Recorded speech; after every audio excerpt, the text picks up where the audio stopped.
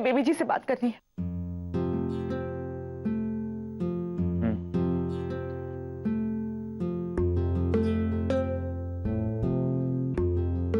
बेला दीदी। बेबी जी, हमारे भैया की वजह से था को जो तकलीफ पहुंची उसके लिए मैं था से माफी मांगती हूँ। काहे है ना बेबी जी, जब बात था कि भलाई की होवे है, हमारे भैया को सही गलत समझ को नहीं आता, माफ कर दो थे उन्हें। अरे बेला दीदी, आप क्यों हमसे माफी मांग रही हैं? देखिए, जो हो गया सो हो गया। यो ईश्वर का एक इशारा है कि थे दोनों चाहे कितनी ही कोशिश क्यों ना कर लो, एक दूसरे से अलग को नहीं हो सकते। मैं घनी नाराज हूं भैया से कि उन्होंने हम सबसे झूठ बोला। अपना और भैया का ख्याल रखना बेबी जी। जी बेला दीदी।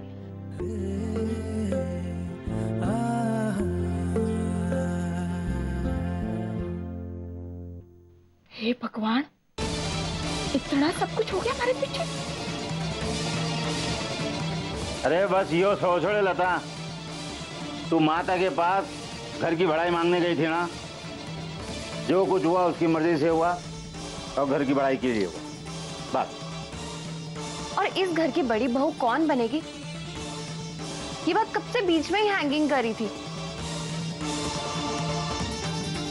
तो बस माता रानी की कृपा से रघु भैया ने अपने दिल की बात लिसनिंग कर ली और सबसे कह दिया इस घर की बड़ी बहू सुमित्रा बनेगी, बेबी जी नहीं। अगर रघु ने थारे से शादी करके थारे को अपनी पत्नी के रूप में स्वीकार किया है तो थे आज से इस घर की बड़ी बहू हो। शुक्रिया माँ जी। मैं तो कब से इस घर की बड़ी बहू बनने का सपना देख रही थी। रघु ने मुझे अपनाया, इस घर में सबने मुझे बहुत प्यार दिया, लेकिन आपके आशीर्वाद के बिना सब कुछ अधूरा था।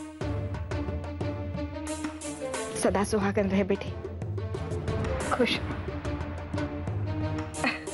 अरे मैं बड़ी बहू के वास्ते कुछ लाई हूँ, वो जरा दे दो इसे। हाँ हाँ।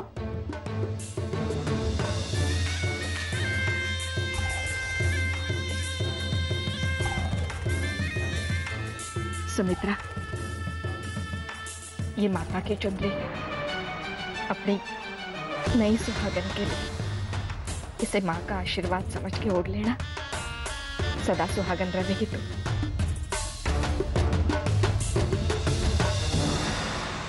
रुक जा माँ।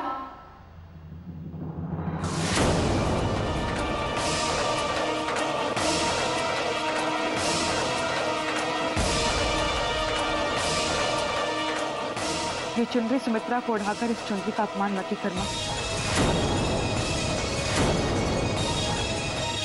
ये तो क्या बोल रही है बेला?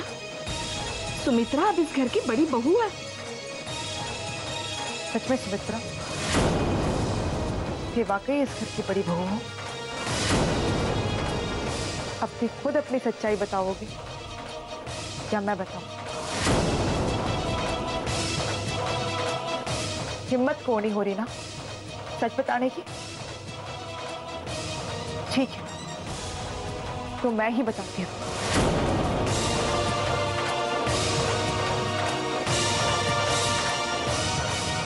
सुमित्रा की शादी रघु भैया से कभी हुई ही नहीं थी।